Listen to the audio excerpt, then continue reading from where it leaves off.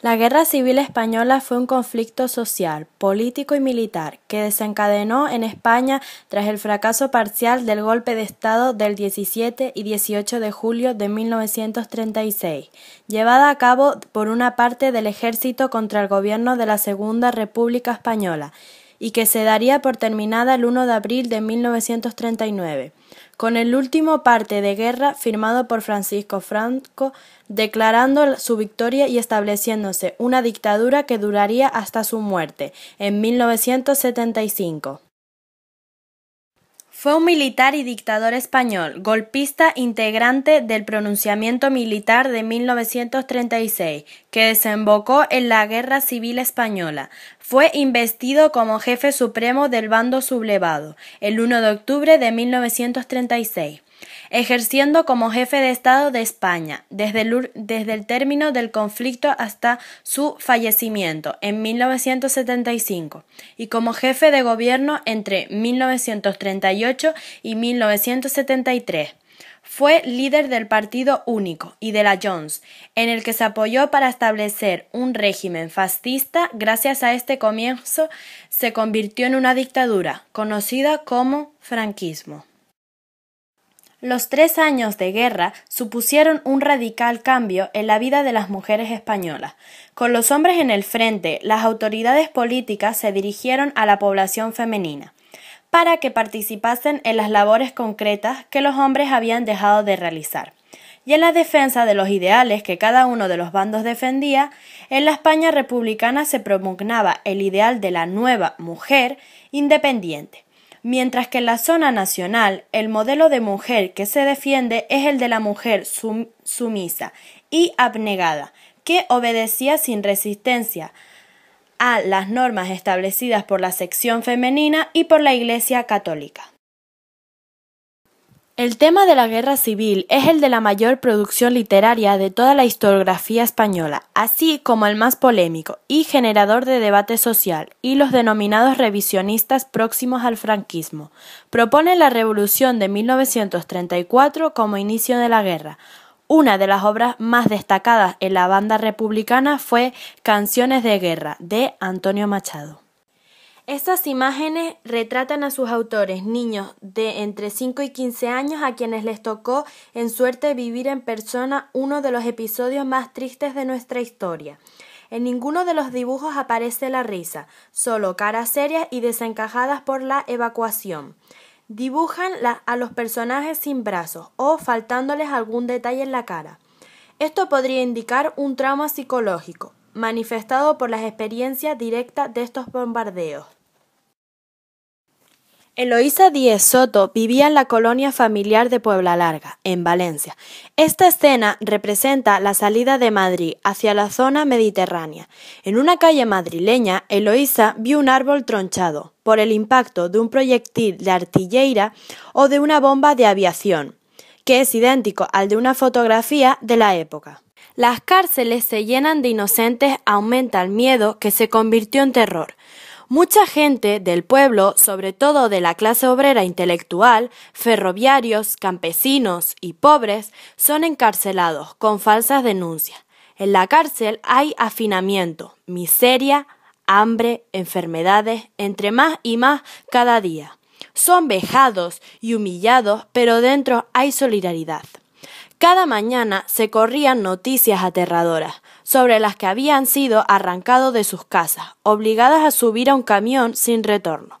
Las envidias o rencillas eran a veces la causa desencadenante de falsas denuncias, persecuciones y fusilamientos. Generalmente los matones procedían de otros pueblos, pues unos y otros se intercambiaban el criminal oficio. No era extraño que algunos chavales encontraran personas muertas a la vera de un camino. Los llenaban para asesinarlos impunemente en encinares, cunetas, tapias, dejándolos a ras de tierra, amontonados en fosas comunes o dispersos. Oíamos los nombres de padres, hermanos, amigos.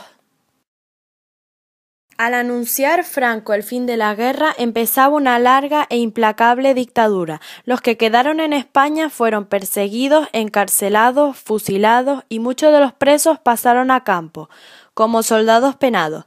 Había más de 100 campos en toda España, a los que han sufrido cárcel, y a los soldados de la República les esperaban trabajos forzados, construcción de grandes hidráulicas como pantanos, centrales eléctricas, puentes, carreteras, extracciones mineras, etc. La señal colosal de la glorificación de Franco, el Valle de los Caídos, equivalente para él Escorial o las pirámides de Egipto. En estos trabajos forzados, que ahorran tanto dinero al erario público y a ciertas empresas, perdieron la vida miles de personas. El franquismo invade, manipula e instala el miedo, el terror. Manipula la escuela, la educación, también los libros, como la historia de España, que se detenía en la Reconquista y en los reyes católicos, y nunca llegaba a la edad moderna y contemporánea. Aterra con la censura, la vigilancia policial, con la manipulación religiosa, firmando fríamente cada día penas de muerte. Se decía que por cada uno que mataban en la zona, él, Franco, mataba 10. Es la obra más representativa de la época, reconocida mundialmente. Quizás la mejor manera de empezar es diciendo que el cuadro de Guernica es un símbolo de la paz. De esta manera podemos comprender las razones por las que se pinta. Este cuadro fue encargado por el gobierno republicano para la Exposición Universal que tenía lugar en París en el año 1937. El cuadro estaba destinado al pabellón que España tenía en esa exposición. Pocos meses antes se habría producido el bombardeo de la ciudad vasca de Guernica, realizado por aviones alemanes. Lo importante de este bombardeo es que es uno de los primeros que se realiza sobre población civil, sin avisar antes, de manera que la gente no estaba preparada y no tenía dónde esconderse, con lo cual el número de muertes de inocentes es muy grande. Y la destrucción de la ciudad fue prácticamente total. Como el cuadro iba a ser expuesto en París, los extranjeros debían asociar el cuadro con España y con aquello que estaba ocurriendo en España en ese momento. Animales como el toro o el caballo ayudan a identificar el cuadro con España. A ello se unen los personajes que aparecen en el cuadro, que gritan de dolor, sufriendo porque en España hay una guerra civil y es una lucha de hermanos contra hermanos. Mi nombre es Ciriaco Arregui Balchola. Nací en Deva, provincia de Guipúzcoa, el día 24 de mayo de 1902. Soy barbero de profesión.